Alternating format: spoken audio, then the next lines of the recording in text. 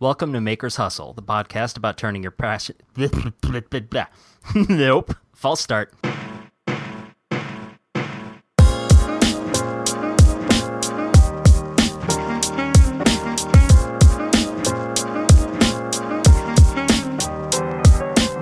Welcome to Maker's Hustle, the podcast about turning your passion into a profession. This is episode 12 for Monday, September 26th, 2016. I'm your host, Bill Lavolsi. Here are my co-hosts, Amy Davis-Roth. Hey, Amy. Hello, friends. And Jeffrey Moore. Hey, Jeff. Howdy, folks. Howdy again? You used howdy already. I used howdy already? How y'all doing? I was just watching Toy Story. I'm sorry. Toy Story. All right, Woody.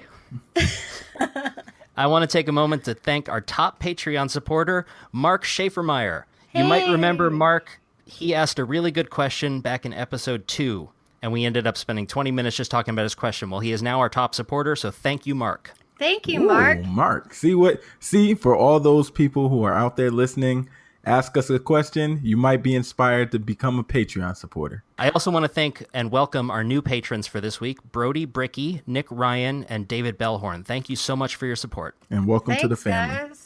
If you want to support the show, you can check us out at patreon.com/makershustle. We have all kinds of cool stuff going on. This is your last week to get into our giveaway drawing that we're going to do at Maker's Fair.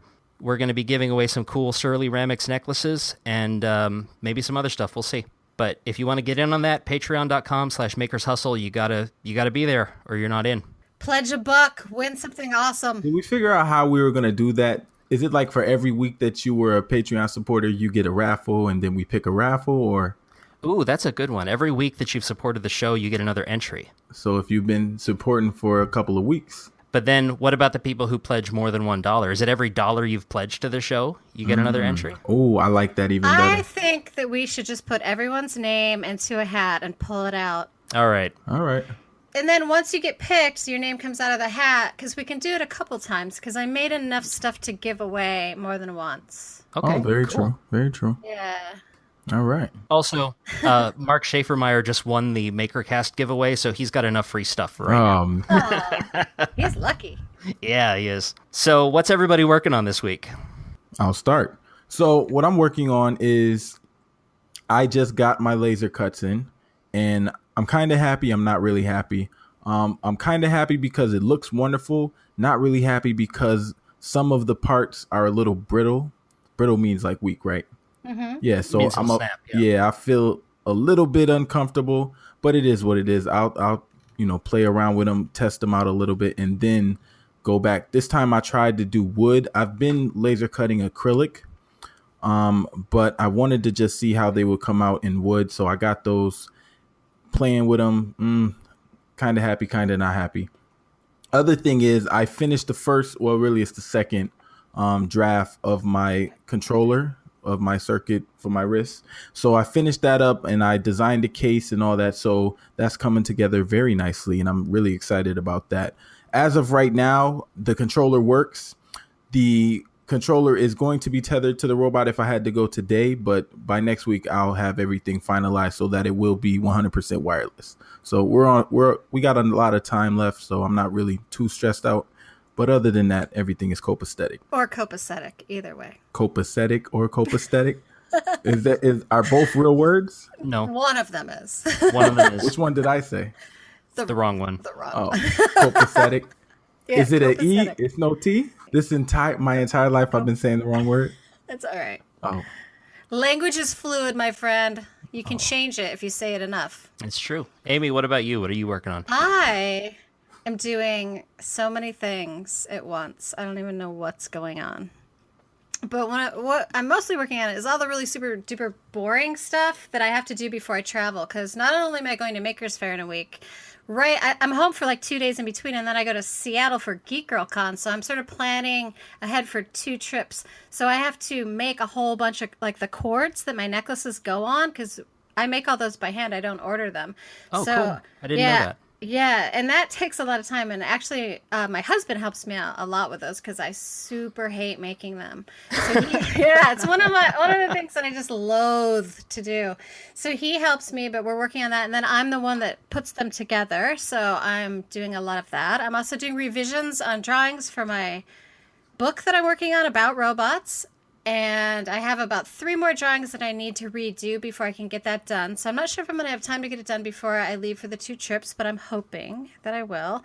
I'm also doing a lot of weird household type stuff, and I don't know if the listeners know this, but I'm really into gardening. So I have cool stuff in my backyard. Like I have what I call my science tree, which is a tree that has 5 different citrus fruits grafted on it, and I've been learning how to clone things. And so this year I cloned some tomato plants and they grew really great, and that's the first time I've done that. And I grow a lot of my own vegetables and all my own herbs and things like that. And this time of year is one of the times when you should fertilize your fruit trees. So you do it in the spring and you do it in the fall. And so fall is starting now. So I went out in the backyard and I got those little sticks. I don't know if anyone out there does gardening is familiar with these like fertilizer sticks that you can get for trees. And they're sort of like these big thick nails almost, and you got to hammer them into the ground or along the base of where the rooting system is for your trees. So I got a bunch of them, and I went out and I was hammering one into at one of my fig trees, and it was right next to rose bushes, and I went to hammer it in, and when I pulled my hand back really fast, I got it caught on this giant thorn on the rose bush. And I didn't even realize what had happened, but I yanked the thorn all the way off this giant rose bush. And when I looked down, I had this like 2-inch thorn shoved into my hand. And my instincts were just like, okay, pull it out, right? So I yanked it out, and then blood started spurting everywhere. And I bruised my entire thumb. I sent you guys a photo of what it looks like. It's way better now than it was like yesterday. It was all swelled up and just ridiculous. Like it looked like I had gotten stung by some like massive wasp or something.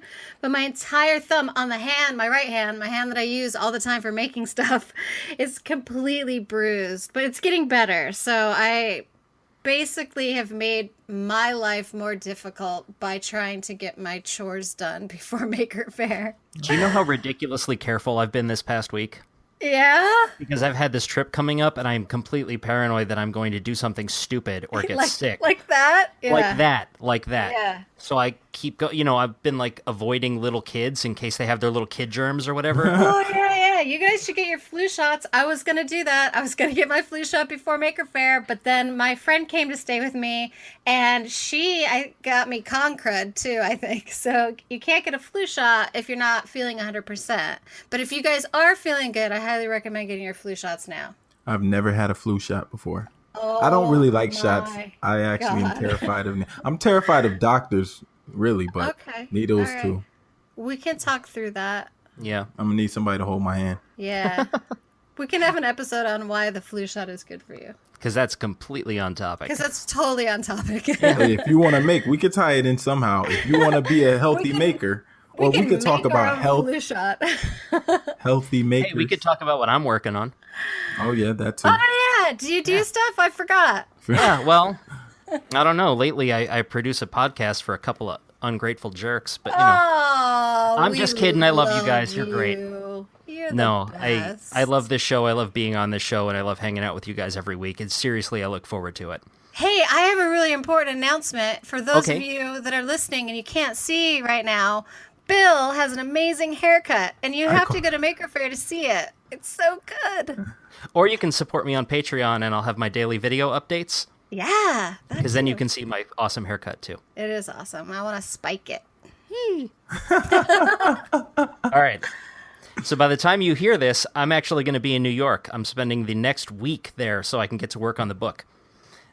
Keep an eye on my Patreon page because I'm going to be documenting the crap out of this trip. Okay? I'm going to be doing daily video updates. I'm going to be all over Instagram. But my patrons are going to get more than everybody else, so if you are interested in seeing what I'm up to, I'm going to be upstate with Jimmy DiResta, and then I'm going to be in his shop on the Lower East Side, and then I'm going to Maker Faire. So there's going to be all kinds of great stuff on this trip, and that's patreon.com/onecarworkshop. You should check that out. I will be posting a lot of stuff there starting Saturday. So after, this show comes out on Monday, so it'll already have started. That reminds me. Yeah, Bill what's up? is so awesome. He helped me make a new Patreon video. I forgot all about that. Oh, yeah, I did that. We did that last week. That's the thing we just finished. Yeah. It was super fun, and I had a video up that I felt was too like stuffy and dated, and it had been over a year, and so we just did a little hangout, me and Bill, and he edited it into a really cute video, and you can check that out on my Patreon, which is patreon.com/surly-amy. And thanks so much, Bill. I really appreciate it. It was You fun. are very welcome. It was fun. Yeah. So, without further ado, let's get into this week's topic. And this week we're talking about tools of the trade. So for the purposes of our discussion, a tool is anything that allows a maker to make. So that means we could be talking about physical tools or techniques or strategies or just stuff you've learned that makes your job easier. I'm just going to point out that I did not ask any questions in that intro. I tried to keep it short and easy to understand. You're learning, Bill. You're learning. Yeah. Anyway. Yes. Are we going to talk about physical tools first, or? I just have a list of 3 things. That's right. Bill has a list this week. Bill's Ah. list. My list. Ding, ding. Bill's But I list. have one Bill has physical a tool list. and I have Bill's 2 list. distracting songs. How about you go first for once? Sure. All right. Shake it up. So Shake it up. actually goes in descending Go, order. So Bill. from least favorite to most favorite. So number 3 on this list is my vinyl cutter. I bought a vinyl cutter less than a year ago, maybe 6 months ago. And the reason it's on this list is because I enjoy it. I mean, I've been able to use cut vinyl for more things than you would think. Why do you hate records? I don't cut up records. Vinyl cutter? Yeah, Get like it? thin, like I know, I get, but bump. Okay. I was going to point the camera at the record player, but They wouldn't see it. yeah, no, but Amy would. Not that it matters. Joke's been made. It's done. So the reason I put the vinyl cutter on this list is because I've been able to use cut vinyl for about 1 million different things. I used it to do metal etching. I used it to make signs. I used it to do glass etching. I used it to make silk screens. I used it to make stencils. It is also the only tool I own that I 100% know has paid for itself several times over. I think I paid $200 for this thing, and I have made way more than that selling vinyl. So that's why it's on the list. Because when I had first lost my job and I was in like a real bind and I didn't have any freelance clients for writing work or anything like that, I was able to sell people like custom stickers of their own logos or whatever. And that made a few bucks.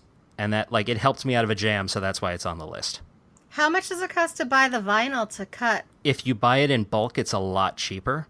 Yeah. Because you can get, if you go to the craft store, they'll sell you like a 1x2 foot sheet for $5, but I got a 2 foot by 10 yard roll for $20. And that's sticky, or do you have to make it It's sticky? adhesive backed. That's cool. And then they sell different grades of adhesive backed. Like the stuff that I have is semi-permanent, so it'll stay up on its own, but then you can just peel it off and it won't take the paint with it. But And they how- also sell the really serious stuff if you're going to put it like on an exterior window or something, or on your car. Yeah. They sell stuff with better adhesive, so it'll stay on. How does it cut? Is it automatic? Like, do you input a design like a sort of like a 3D printer? Or... Yeah, exactly like that. Yeah. It's Ooh. you have this design software, or you can buy the upgraded thing that allows you to print directly from Illustrator. So you take your vector file Yeah. and you push the button and you tell it, like, I want it to move this quickly and I want it to exert this much pressure. And then it has a little tiny knife, like a swivel knife inside it, and it moves back and forth, and it moves the material back and forth, and it cuts out whatever you tell it to do. Oh, that is so cool. Yeah, it's really handy. I brought some vinyl with me. I made some stuff for a few of my YouTube heroes, like Laura Kampf and Jocko whatever, are both going to be at Maker Faire. They came all the way from Europe for this. Wow. So I brought them each a nice sticker. Cool. That sounds fun. I want Yeah. one of Way those. to market, It's- Bill. Way to market. It's good stuff, and yeah, it's Bill it's and fun. his plugs It's really every handy. time. I've been trying to cut back, man, because you made me feel No, bad it's about it. good. You know what? I No, think don't. it's No, good. no, no. I want you to. I think this is a great. Yeah. I wish I had more to plug. We wish we had more friends to mention. That too. Me and Jeff have no friends. You have plenty of friends. I'm your friend. We don't get to mention, but we can't mention them the way that you get to mention them. Yeah. You're just name dropping. Boom, boom, boom. Oh, I'm sorry. I should pick that up, that name that I just dropped. Yeah. That actually brings me to number 2 on my list, which is networking skills. It is the thing that has earned me more money than anything else, because I am a talker. Like, every dollar I've made since I lost my job is 100% due to the fact that I talked to the right person and said the right things at the right time and then backed it up. I guess I'm fortunate because I have a head for problem solving, and it extends to my relationships with clients and other people, because what happens is I can usually see what they need and then figure out a good way to tell them how I can give them that thing. And so that networking ability, that is how you build a client base, that is how you build a reputation. And that, more than anything else, well, except the number one, which I'll get to in a little while, but that has been a huge, huge factor in my success. And it did not come easy, because self-promotion is not something that ever really feels comfortable, but you learn to do it in such a way that it is not so incredibly awkward. You do have a good, I don't know you would call it, a good judge of character or good instincts in terms of people, because every single person that you've introduced me to has been awesome. And you also brought us together after having met us once, I think, in real life. Yeah. Yep. Yes. And you put together this amazing little group of people that now adore each other and look forward to talking to each other every week. And you guys inspire me, and I think that that's so great. So you really are good at that, Bill. You really are. Pat yourself on the back. It's definitely a skill. Well, thank you. People skills. Yeah, and it's but not the haircut. That's Bill. Whether he has a haircut or not. It's a good haircut. He has the ability to talk. No, the haircut is incredible. But it is a whether good he has a haircut or not, he can bring people together. He can bring people together. Yep, that's right.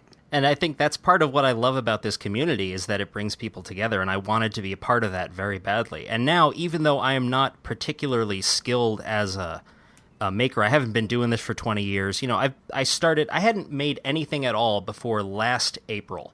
Okay, that was the first time I ever used like a power tool in my life, except for maybe a drill to hang up some pictures, But that was the first time I used like my first table saw. I used it April 2015. Before that, I had never made anything ever. And so the reason people know who I am in this community has nothing to do with how skilled I am as a maker or how beautiful the things that I make are. Because I make some okay stuff, but I'm under no delusions about where I stand. It's because of networking. It's because of talking to people. It's because of forging these friendships. You make things happen. That's what you do. I like it. Ooh.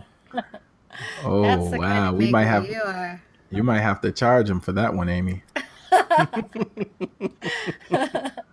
All right.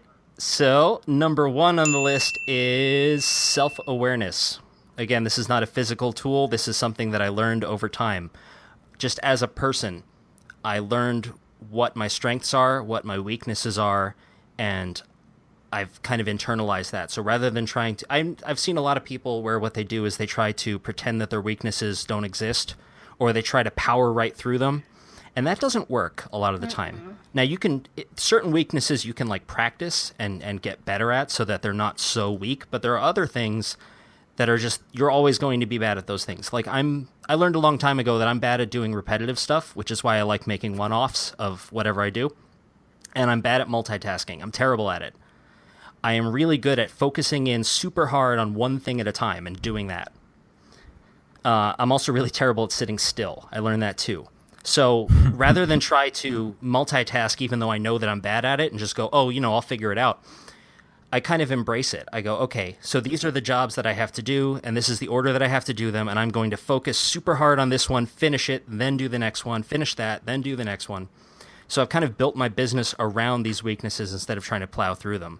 And because I said I'm bad at repetitive things, so what I do is I have a bunch of clients, and I work on small jobs for them that take less than a day, and then I move on to something else that is different. So even though I am writing mostly, I'm writing different things for different people in different styles.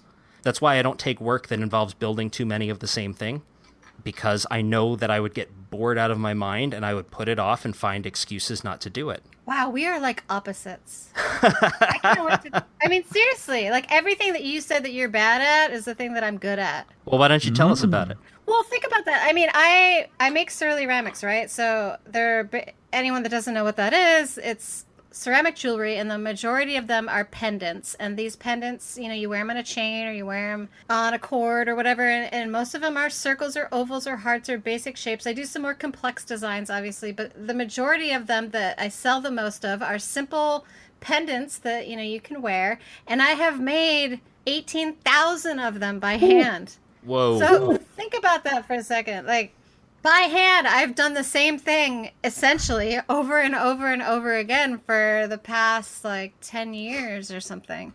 And I'm motivated by completion of projects. So the more things that I can get done in a day, the more successful I feel about what I've done, which is really weird.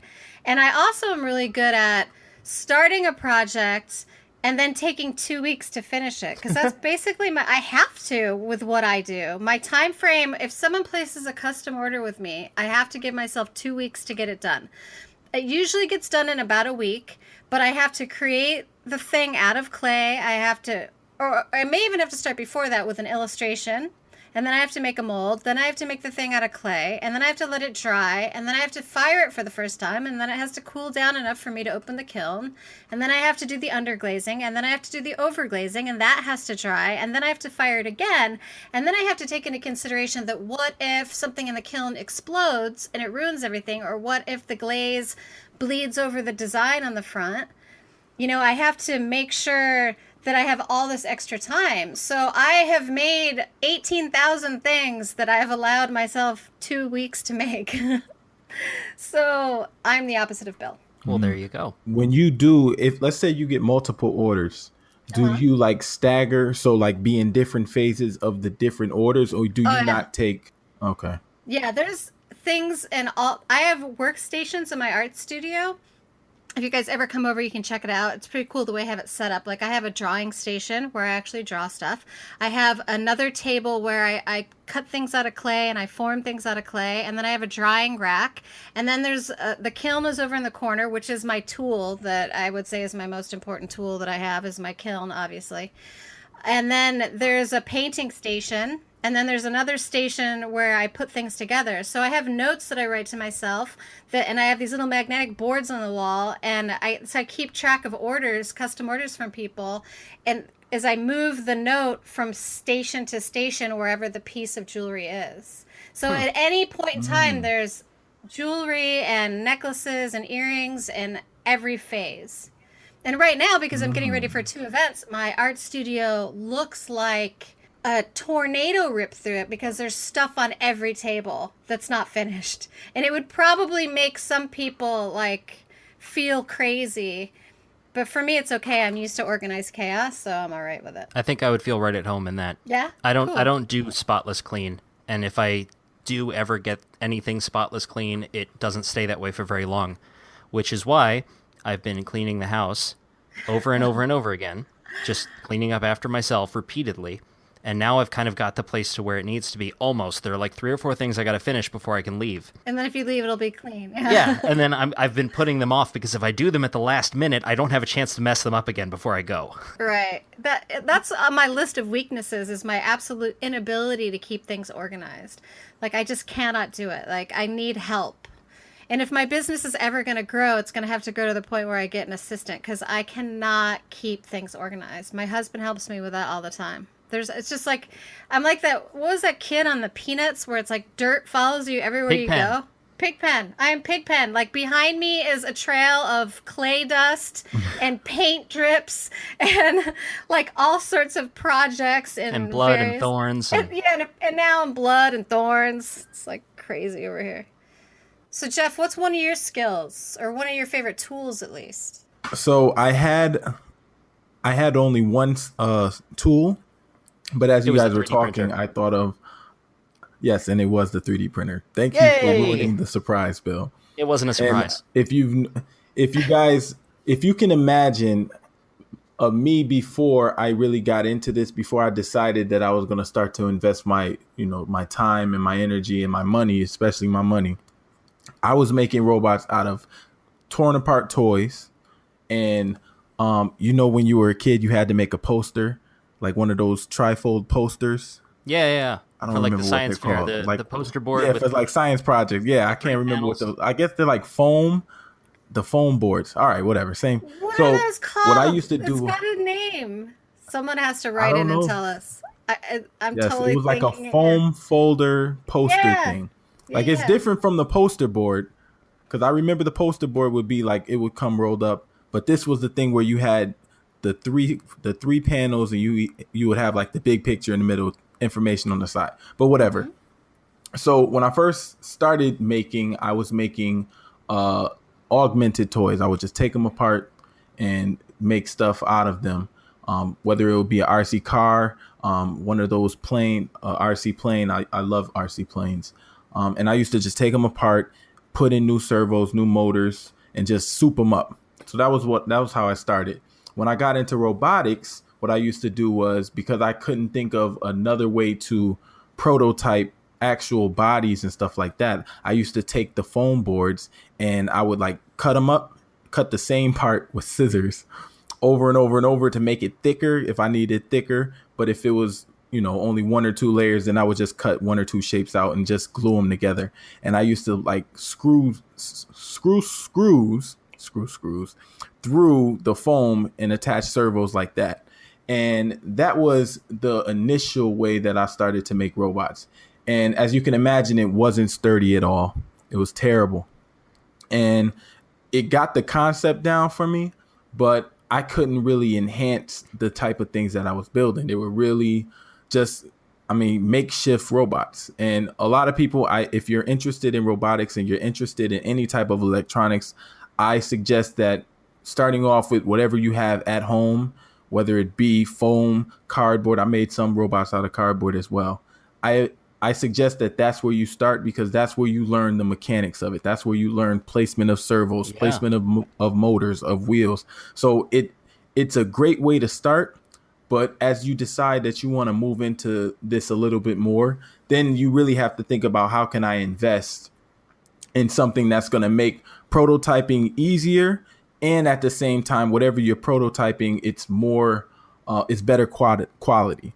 So what I did was, and this was not way back, but this is when consumer 3D printers really got hot. So right now there's like a million different type of 3D printers out there. Everywhere you look, we go to Makers Fair, every table, somebody's selling a 3D printer. So at this point, the market is probably oversaturated, and the value of having a 3D printer in your home is probably going down.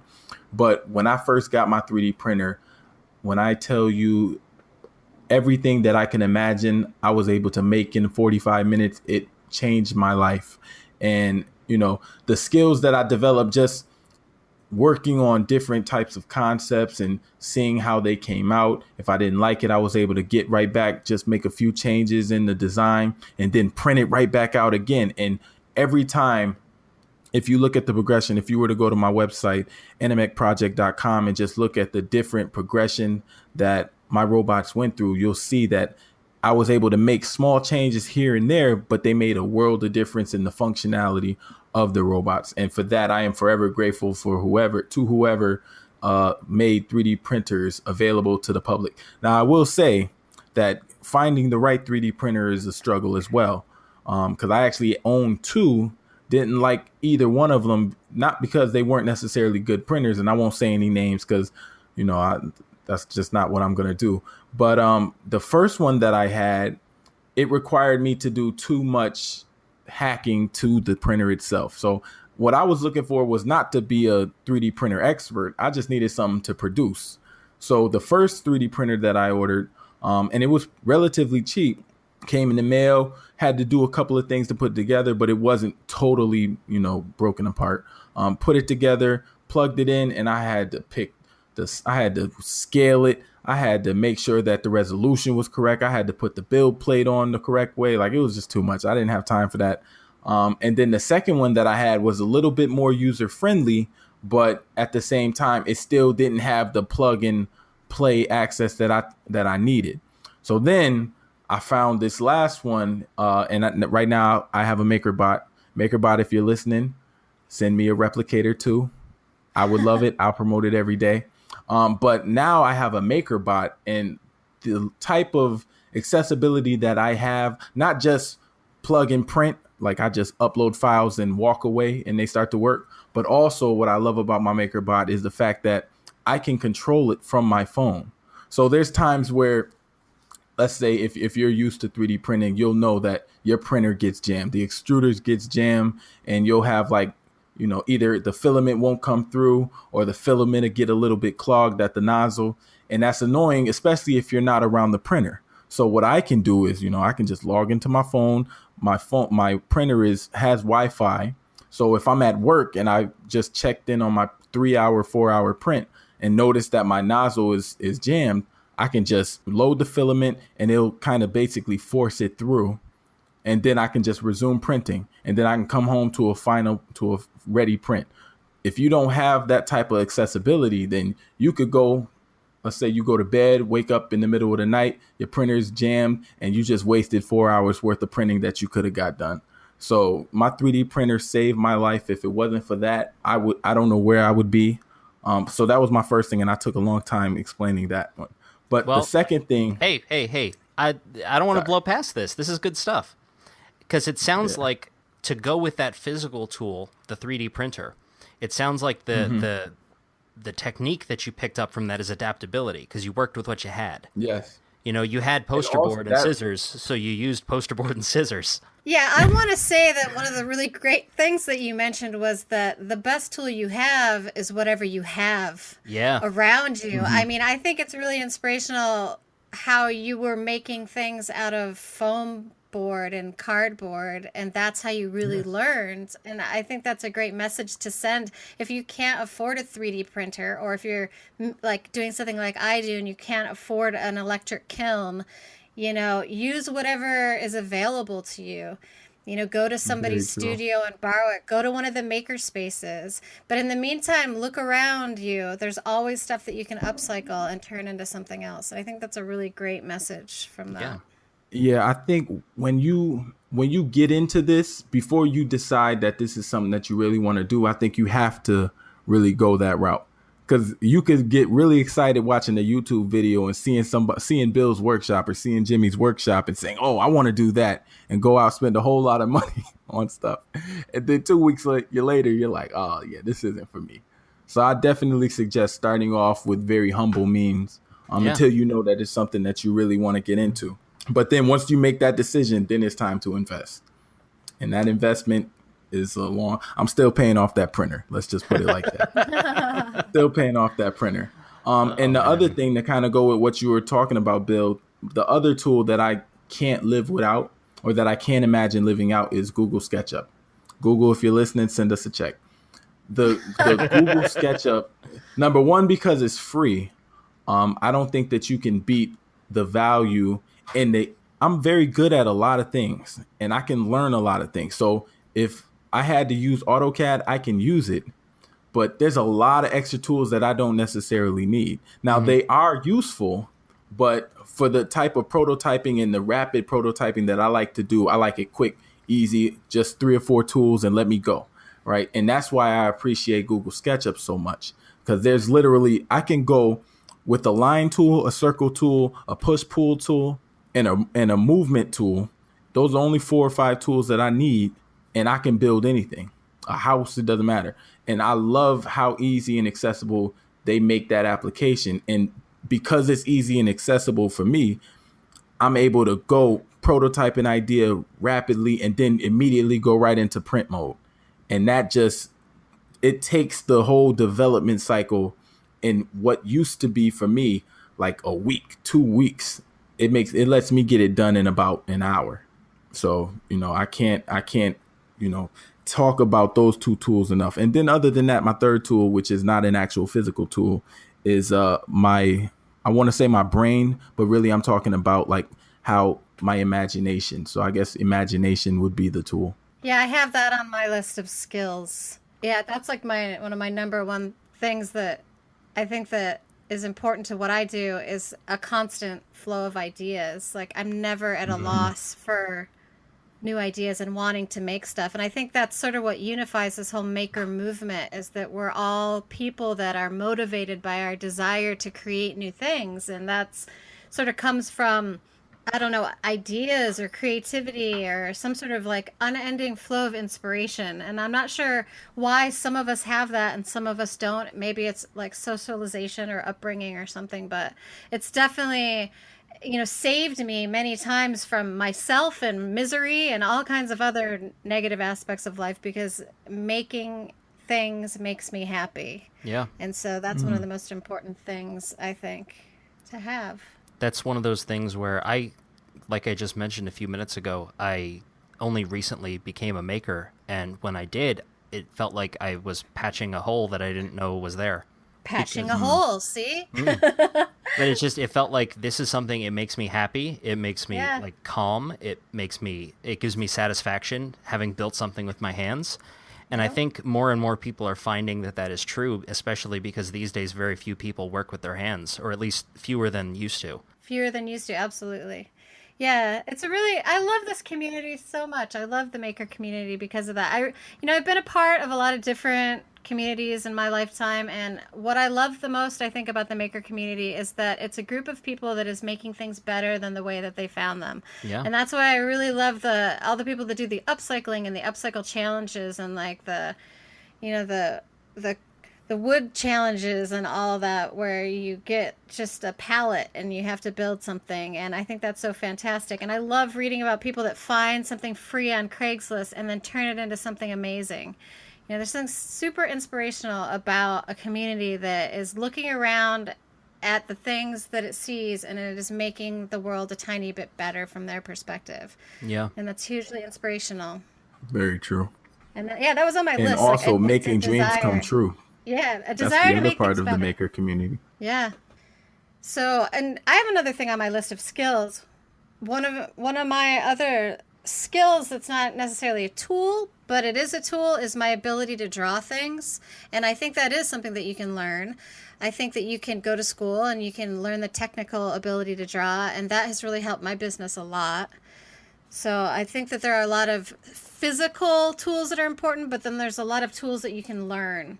And drawing's one of them. And I think building robots, I think, is something that you could learn. I think that there's a lot of skills out there that you could learn, and those are important tools that you can have. And once you have them in your tool set, you can use them later. I was just talking to a friend of mine actually on another podcast about how I look at a lot of the illustrations I do as studies, so that I'm doing all these robots, for example, and I'm drawing them, and I think of them as studies that I can use later, because once I've done these illustrations, they're now in my brain.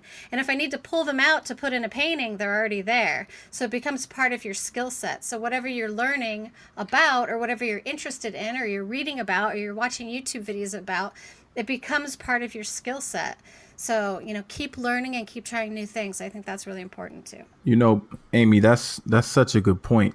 And Bill, you kind of, well, you didn't allude to it, but you mentioned something that made me think about it. And the more that you try to do, your skills will overlap. So I never thought that I would ever have to do like graphic design stuff. And then when I started to make videos and start making movies, I realized that we needed some type of graphics. And then I started getting into like a few logos. Like I made the Animec Project logo. I made a whole bunch of other logos. Not the logo for Makers Hustle though. Just want to put that out there. We have a great designer for that. Yeah, But Beth did that. Thanks, Beth. yes, Thank so you, thank you, Beth. But just looking at how I needed to find a way to make graphic design, so then I went and got Adobe Illustrator.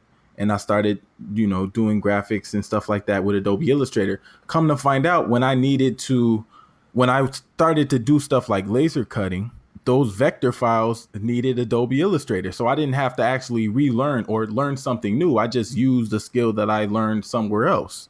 And then, like, based on what you told me, Bill, with the vinyl cutter, not that I could do it better than you, but like I could probably go and make a vinyl with a logo, a picture. I could use the vinyl cutter because I know how to make a design. So I could effectively go from making graphics over here for media to making parts for robots over here to making posters and stickers, all by using a skill that I learned in somewhere else. Same thing with Google SketchUp. So the design concepts and the engineering concepts are very easy to develop in your brain. Like after you practice them, you've seen them done, you can go and do it in Google SketchUp. But if you needed a more powerful tool, because you're skilled at SketchUp, you're going to be able to transition into something like AutoCAD a lot easier. So as you go and learn these skills in different places, try to see how they can connect in different places. And that might just give you a new avenue that you can just test out and either do for fun, or maybe it'd be something new that you might make more, you might find more enjoying than the thing, more enjoyable. I said enjoying than the thing that you're currently doing. Yeah. Well, I think that's something common with a lot of makers is that you find that the skills you have learned in the time before you were a maker, if such a time exists, you find new ways to use those same skills. You find ways to adapt them. So adaptable, that's the word. Yeah, adaptability. That's the word I was looking for. Oh, I want to add that to my list. All right. Can I do that? Is it too late? You might owe me for that one, but go ahead. Oh, well, we're just trading ideas over here. Amy, you owe Amy, I owe you. Yeah, so you owe Amy, and I'm off the hook. Yes. Nice. But yeah, just Peter, the ability Paul? just take things that you've learned and use them in new and different ways. And I think that ties into creativity, it ties into adaptability, it ties into the willingness to try new things because you realize, oh, this isn't so different from a thing that I've already done. So it's not scary anymore, you just go for it. It's creativity. It's basically the definition of creativity. You're taking what you have available to you and you're changing it or you're experimenting with it. You have a hypothesis as to what you could possibly create with the intelligence and the tools and the items that you have. And then you test it out and you see if it works. And if it fails, you try another way. And if it succeeds, you try it again and see if you can replicate it. You know, being a maker is very much like being a scientist. Using that scientific theory. So I just had an idea, and if anybody else has anything still on their lists, go for it. But otherwise, I have a question. I have a couple weaknesses that I put down, but we don't need to talk about that. I'll take your question. All right. So the question is, somebody hands you a blank check and says you can buy one thing with it, like one tool, okay, that's going to change your life or improve your process. It's blank, but you can only buy one item. One item. You can buy exactly one item to change. But it can be any amount? Yes. Like an unlimited amount. But you can only buy one thing. I would buy a storefront. Okay. That's so in a easy. super high profile area where I could have a like really awesome display of all of my jewelry designs. And it would be like by appointment only, and you could come in and I would serve like fancy tea and champagne, and it would be amazing. I would have like a DJ that was there, and oh my gosh, I would have celebrities come in and model. How are you going to get there? You don't have a car. I can Uber. What is this? It's if she gets the storefront, getting there is not going to be an Beverly issue. Hills, where I can like showcase my designs. Oh boy! All right, Jeff. What about you? Dream big, baby. My it's funny. It's funny. It has nothing to do with making, but you asked a very general question, so I have to give you the answer that has nothing to do with making. I'm sorry. I'm going to ask a follow-up. Go ahead. That's fine. If I had one blank check, I would buy an apartment complex somewhere where I get a nice rate of return. And please say fill it with robots. Please say it has nothing to do with people. No, I'm filling it with people. I would pay rent. Oh, so okay. you're buying a source of income that would allow you to make full time. Well, mine would too, because mine would be a very successful business in a high-profile area. Right? No, mine would make money too. That's absolutely true. I just won't have to show up. It's going to make me money whether I show up or not. All right. It's way too practical. It will allow me to work. Hey, he asked a very general question. He said he should have made it specific to making. If I had to make something specific to making, what I would do, same thing. I would get an apartment building, and on the bottom floor, this is a brilliant idea. I would get an apartment building, but on the bottom floor, probably not the bottom floor because people could sneak in. I would open up a makerspace. Oh. And it would be my giant workshop, but I would be able to teach classes in it.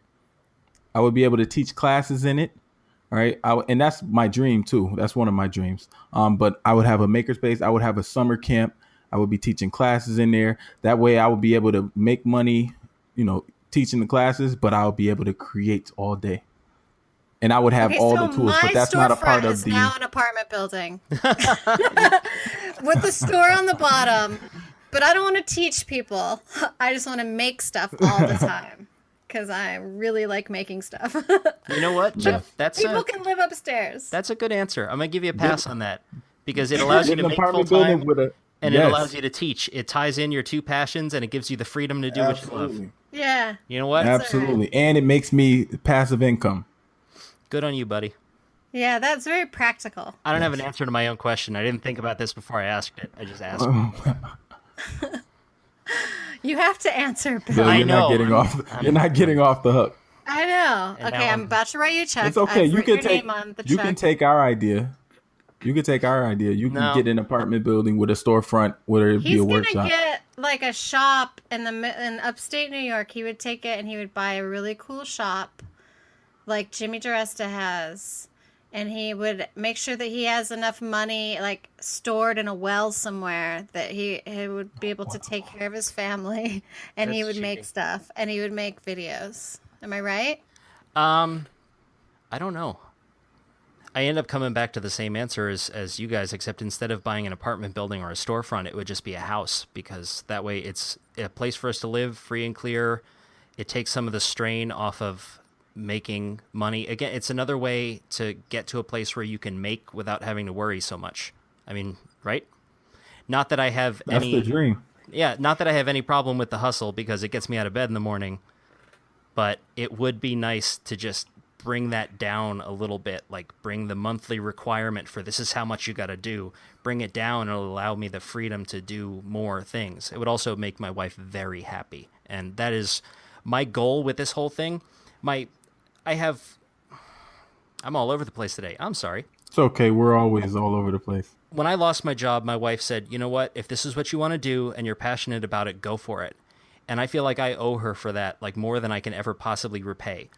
So my internal goal that I've never told anyone before is I want to get to a place with my business and my making and my passion where she doesn't have to work anymore if she doesn't want to. That's where I want to get. That's when I've made it. Yeah, I feel the same way, but That's very mine is admirable. switched. That's really sweet. So if I can get to Very that admirable. place, whatever I got to do to get there. So, we own a house that I managed to buy. That's why I went for this book. I mean, writing a book is a massive undertaking, okay? It's huge. I've never done anything like it before in my life, and it directly contradicts something that I said earlier, which is I'm not good at long-term or multitasking. I have to keep switching back and forth between little client jobs and this massive book. But I'm doing it because I have to, because I want to, and because it would change my life. And so for that, I'm willing to put up with dealing with my weaknesses and trying to power through them on a limited basis. I still know that the weakness is there, and it makes me more aware of the fact that I have to stay on top of this. But I feel like this is the thing that is going to change my stars, So, like, that So is if you got a blank check, you would buy a house. Yeah. That's what I would do. And I'm not talking, not a huge house, not some, like, ridiculous mansion or whatever. Give me, like, something built in the 60s that needs a bunch of work, Like, That's what I have. Ooh, so you can work around the house. Yeah, like a mid-century in the thing, and I'll morning. restore it, and it'll be great. Come over. Come move in with me. And Come that way, over and that way here. you can I record need it. you. Oh, I'm helping you out here, Bill. Yeah, That more way you content. can record yourself doing it. More Yeah, content, more content. unlimited content. Yeah, You can when get you a make channel. stuff- You can get a show on HGTV. No, thank you. But yeah, when you make stuff, there is no such thing Hard as pass. it's not a broken sink, it's another video. It's not a broken cabinet true. door, it's another video. I love that. I still stand by I like the idea of an apartment building or something where I could live upstairs and have a shop underneath of it that is open to the public, because my work is not good unless I have an audience to interact with.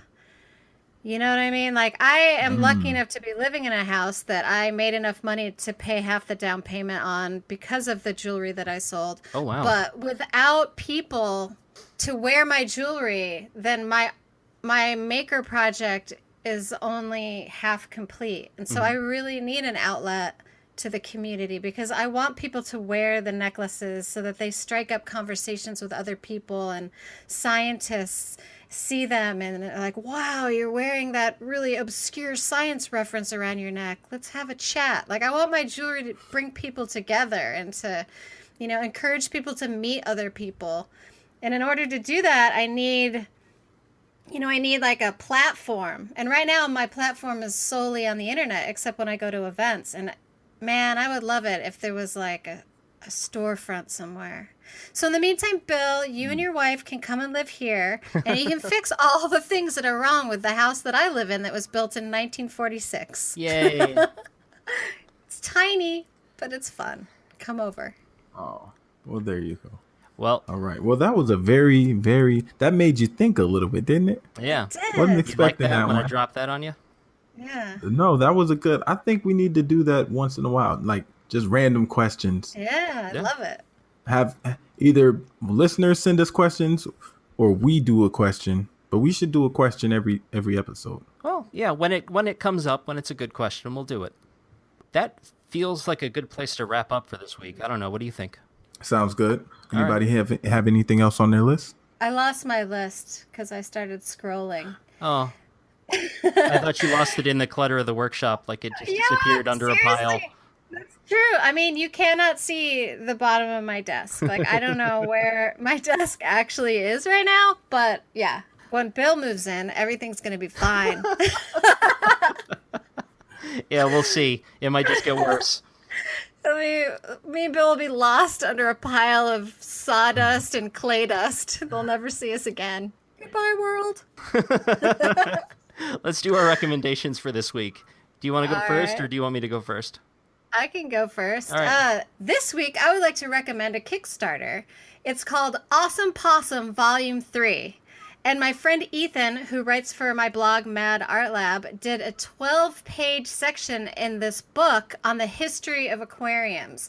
And it's super nerdy and super awesome. And Ethan is one of those guys that he DIYs these amazing aquariums with fantastic, obscure, really weird fish and sea anemones, and it's amazing. And he did all this research, and he did an illustrated 12-page section on the history of aquariums for this Kickstarter. So we'll put a link to it, and we'll also put a link to his Kickstarter or his Patreon. I know he's got something out there that you can look at where you can see he's an amazing illustrator, and he's super nerdy and into science. And if you're interested in building aquariums, this 12-page history sort of explains how people started building their own aquariums and keeping fish instead of just having to go out into the water somewhere in a lake or the ocean to study them. So it's a really fascinating thing, and I'm super proud of him. And if you have a chance, check that out. That sounds awesome. Well, I'll go next. My recommendation for this week is my friend Andy Berkey has a series of videos called Gimme a Minute, and they are 60 seconds long, all of them, and they are tips and tricks for getting stuff done. So some of them are practical, like how to make a knife line on a piece of wood and have it show up. You rub sawdust into it. But it gives you a line that is more precise than a pencil mark, but still visible. But then he also has things like just stretching before you start working, especially stretching your hands out, because that way your hands don't ache at the end of the day. The other ones are more technique-based. Like one of them he calls the brain dump, which is, he's a lot like us. Like, Jeff, you've said that if you get an idea, you have to start working on it right away or you're going to lose it. Yeah. And I'm kind of that same way. So what Andy I have says... to tell Siri. Yeah, you have to tell Siri, who's now going to wake up because you said her name. But I'm kind of the same way, and what Andy does is he carries around just a blank piece of paper in his pocket at all times, and when he has those ideas, he pulls it out and writes it down and gets all that stuff off of his mind so he doesn't have to worry about remembering them, because that kind of stuff can distract you from what you're supposed to be focused on. So yeah, the Gimme a Minute series, there's a whole playlist. I think he's up to 18 of them now, but they're all 1 minute long. They're digestible. They're great little tips. That's cool. And I was in one of them. I was in episode 5, so that was fun. Aw, nice. Yeah. So that's my recommendation for the week. Jeff, how about you? So my recommendation is a kind of along the lines of what Amy likes to do. So one of the things that I do while I'm cooking or when I'm cleaning or whatever it is that I'm just doing, maybe I'm just working on my bots, is I like to listen to documentaries. And sometimes I just let it play, and then other times, like, I put it on my TV and I watch it. But on YouTube, there's a whole bunch of incredible documentaries on, space, astrophysics, and, different things like that. And I just saw this awesome documentary, and I'm trying to find the name of it. We'll put the name in the show notes. I believe it was by the Discovery Channel, but maybe it wasn't because I got like 5 different sciencey channels in my playlist. But it was on how we're gonna go to Mars. So one of the things that I really want to do, or not want to do, but I want to be around for, is when we go to Mars. And I think that that's going to be freaking awesome. It's going to be like a 2.5 year trip. We're going to have to send about 6 astronauts out there, or 4 to 6 astronauts. I believe they said 2 of them will be engineers. 2 of them would be like biochemists. But I think that that is one of the most interesting things that I ever, like, I think about that all the time. Like, what would life be like if we had to live on a different planet? Mind you, Mars has a lot of work to do. We got to terraform it. We got to do a lot of things to make sure that it's habitable. And we're probably talking like 100 years before we actually colonize it. But just the thought of people traveling to another planet and doing science experiments out there is freaking awesome to me. So, you know, that's one of the videos. I just watched this awesome documentary. It really broke down step by step the different things that we have to do, that we're currently working on, to make that a possible viable trip. And the only thing that really stands in our way is government footing the bill. Government footing the bill, because, you know, it's a lot of uncertainty. It's not a good investment because they don't know what is going to happen, and it's going to cost like a whole bunch of billions of dollars. But we have right now the technology to get us there. Whether they get back, I don't know. But, you know, just the thought that they have to drop off like a habitat module down there and then send another one with the rover and the people, and then they got to send enough fuel there to send the rocket back up off the planet. It's crazy. Like, it's a lot of cool stuff that goes on with that. So, you know, if you're interested in space and you're looking for a cool documentary that talks about the Mars trip and what they're trying to do by, I believe the date was 2040. We'll drop that in when I find it. I can't remember who it's by and what it was called, but I just watched it like 2 days ago. That's why I'm so kind of shook up why I can't find it. But and in the check that one meantime, out. there's the Mars rover, which is currently on the planet. And if you need a little humor in your life, you can follow Sarcastic Rover on Twitter, and it is a feed where the Mars rover talks trash to you, and it's pretty funny. So that's awesome. And actually, now that you bring up the Mars rover, I think it was like 2 or 3 days ago, NASA just released some high resolution, like super duper beautiful pictures of the planet Mars. And I guess we'll find that and throw those in the show notes as well. But they showed pictures of different rock formations and how they look a lot like rock formations here on Earth. And a lot of people, you know, if you're one of those conspiracy theorists and you don't believe that we have a rover on Mars or whatever, why are you listening to I don't our know show? what you're thinking. Oh my goodness. But just the thought that there's another planet out there that used to have water, that may still have water, that has frozen ice caps. I believe it's like half the size of the Earth. Like it's and to me, it's one of the coolest things. So I actually love, you know, science documentaries that have to do with space. The stuff on here on Earth, I don't watch too many of those, but the space ones I always take time out to check out. I agree. Cool. The Earth ones are depressing, but the other planets have hope still. There's hope on other planets. There's hope still. That's sad. All right, where can everybody find you? Well, you can find me at Surly Amy on Patreon, Instagram, and Twitter, and you can find surly-ramics jewelry through surly-ramics.com. All right, you can find me on Instagram and Twitter at more_4, and then you can find me on Facebook at more4, with the F being the number 4. You can find me at One Car Workshop on Facebook, Twitter, and Instagram. You can find me at onecarworkshop.com. And this week, I'm going to say you can find me at patreon.com/onecarworkshop. I will be in New York for a week. I will be doing video updates every single day for my patrons. You should check it out. It's going to be great. So that's it for this week. If you are listening to the show on iTunes, please take a moment to leave us a rating and tell us what you think. You can also find us on Twitter, Facebook, and Instagram at Makers Hustle. If you want to ask a question, give feedback, or suggest a show topic, send an email to info@makershustlepodcast.com or contact us on social media. Once again, thank you so much for listening, and while this show might be over, the hustle never stops. We'll see you next week. Bye, everyone. Thank you. Bye, everyone. Yay! Yay. Yay! And that's number 12 in the can. Ta-da. Jeff? Jeff. I didn't know that was gonna happen. All right. That's Sorry. okay.